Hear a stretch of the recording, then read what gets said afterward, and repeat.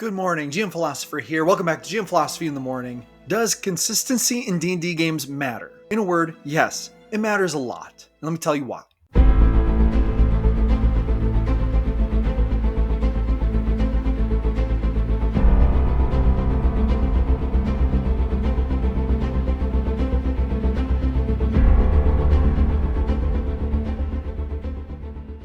Consistency in your D&D game actually matters a lot because greater consistency is going to lead to increased energy during the game. It's going to lead to an increased consistency of storylines. It's going to lead to more excitement for your players, and it's going to cause ramp up for your sessions at a faster, more sustainable pace. And let me explain why this is the case. And in order to understand why this is the case, you really only need to be tracking two different factors. Number one, the energy level or excitement level of the game. And number two, what I would call the voltage of that energy and excitement. Now, as a GM, you can generate a maximum amount of excitement. So peak energy levels in your games where players are really aware, they're really heightened, they're really into it, like parts of the game where all of your players are deeply immersed. This would be considered the highest energy level possible. You have your players completely enthralled. They are interested to an incredible degree in what's going on. None of them are browsing on their phones. None of them are distracted. They are all just zoned in. This is maximum energy levels, okay? This is what we want usually. It's in our best interest to generate this with our players, and it's in our best interest to play with players who tend to be this energetic about the game. But it's a team effort. The GM alone cannot accomplish this, but a great GM will inspire this in their players. Now let's talk for a minute about voltage. Now I'm not 100% sure if voltage is the best word for this, but it's the word that I thought of when I thought about this concept. And basically it is the amount of work it takes to get to that peak energy level in your game.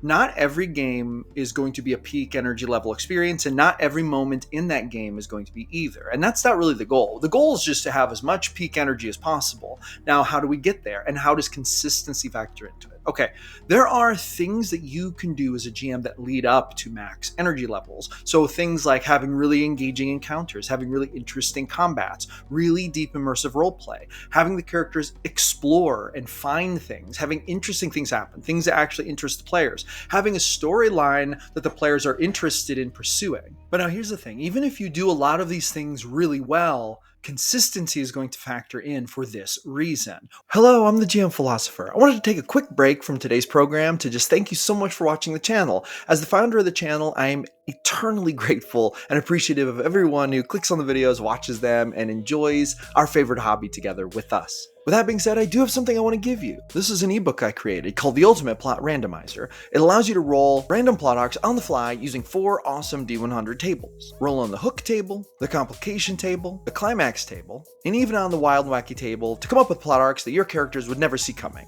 If your player characters are anything like mine, sometimes they do wild and unexpected stuff that leaves you wondering, what the heck am I going to do about this? And this ebook was designed to handle specifically those types of situations. You can grab it by clicking on the link in the description, sign up for my email list, and within about 15 minutes, you'll get that first email, which will contain a download link to your free ebook. Plus, this will sign you up for the GM Philosophy mailing list to keep you updated about news, special events, and other awesome stuff that we send out in our email list on a weekly basis. Grab that, print it out, throw it in your toolkit, boom, you'll never go without another plot arc ever again. All right, now let's get back to the video. Once a group of players reach maximum engagement, they're going to stay there for a certain amount of time, and then it's going to kind of drop off. And in theory, what a lot of game masters shoot for, and this is kind of what I shoot for, is we start out the game kind of chill. You know, the players are doing some stuff, they're doing some stuff, and then we kind of reach something that's considered the main conflict of the session. Maybe it's a combat, or maybe it's a deep roleplay moment, or maybe they're investigating something and they find a lead, right? So something's going to happen that's like exciting. And then we want that energy level to increase. And then we want that energy level to basically increase to the climax of the session. And then we want to end the session on that climax. Now, here's what's going to happen. If this is successful, then after that session ends on a climactic note, then we're going to be done with the session, and then players are going to be pumped for the next game. They're going to be like, oh yes, I'm so excited to play the next chapter, the next version, the next session. And if the sessions are run on a consistent schedule, then here's what will happen.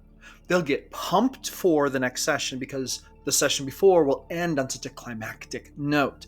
Then they'll be looking forward to the next session. There will be a period where there is no gameplay, like hence real life happens, and then you will go into the next session. Now, during this period of time between sessions, energy levels for the game are going to dip. This is very natural because obviously you're not playing during this time.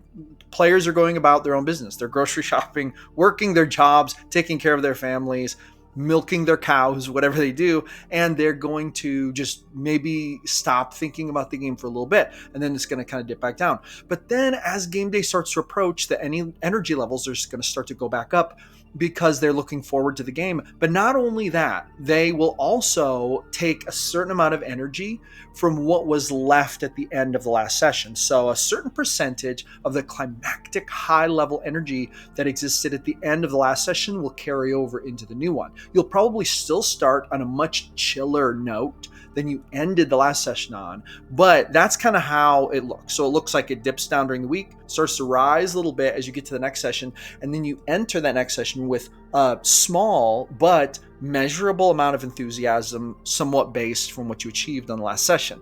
Now, if your last session was kind of a dud, and by the end of the session everyone was just bored and looking at their phones, then the energy level is going to dive, probably take a nosedive after the game, and they're maybe not even going to think about the game until they start to get to the next session. And then because they like D&D and they love playing in your games, the excitement is going to creep up. But it's not going to reach the same level that it would have when your last game ended as a banger. So you're going to go into the game super chill, probably, unless you can get them pumped up a little more before the game. Now, this is fine, but let me, once again, I'm going to try to demonstrate how consistency comes in here.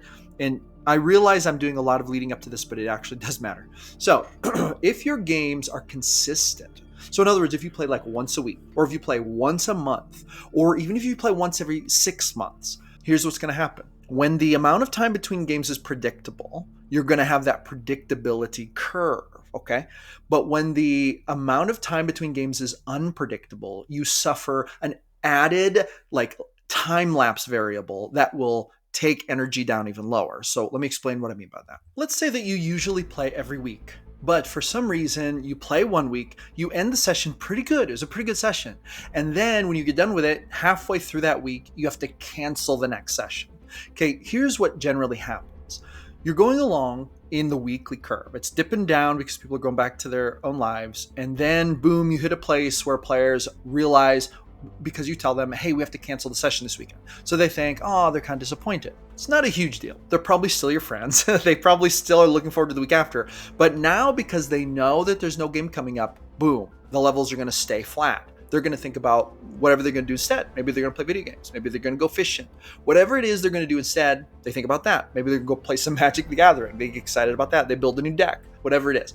Now, once that weekend goes past, the levels for your game are not only now flat, but they stay flat through the whole week. And here's the danger. Once you leave consistent game regulation territory, there is a chance that players who do care about your game will think so little about it that they'll start to actually lose real interest in it, that will actually stop feeling immersed and invested. Now, we as gamers, we tend to have a certain level of overall investment for a game that we care a lot about, a certain level of immersion. We believe in it and we care about it to a certain point where it actually matters to us if it happens. But if a player goes too long with like unscheduled, kind of irregular slumps in the game, then what can happen is that player will start to look for new things to be excited about. Maybe they built a Magic deck on that one weekend we canceled. Maybe that carries over, and maybe they think to themselves, man, I'm kind of getting back into Magic. And then they think to themselves, maybe I should do this more, right? Is it enough to get them to stop coming to your game? Well, probably not in most cases, but it can lead to that if the irregularity continues. And here's what I mean. So let's say that the characters are cruising along at the lowest level of energy. They haven't even thought about your game for like a week and a half. But then you message them halfway through the next week and you say, hey, guess what? Super excited. D&D is on as usual. So they think, oh, great. So excitement starts to ramp up. It's going to be very small. It's going to be way smaller. Excitement for your game is probably going to be at the lowest that it is ever as you enter this next session. And why? Because everyone just spent a whole week and a half completely flatlining in energy for the game. The enthusiasm just wasn't there because you missed a session. Now, this is not a death knell for your game. What might happen is you just enter it super chill. Everyone is chilled. They start doing things, and then you start to increase the excitement as they get back into the game. If you're a really good GM and your players really believe in it and they're really immersed, you will reclaim those energy levels. If, however, you lead like to a dud or something, that will just further hurt any energy levels and will make characters think to themselves, man, I kind of wish I was playing Magic right now instead of playing D&D, right? So that's kind of what it leads to. Now, let's say that your session goes really well, but then the next week you have to cancel again. So now what was supposed to be an every week has become a one every other week for past 2 weeks. The characters flatline again, their enthusiasm does.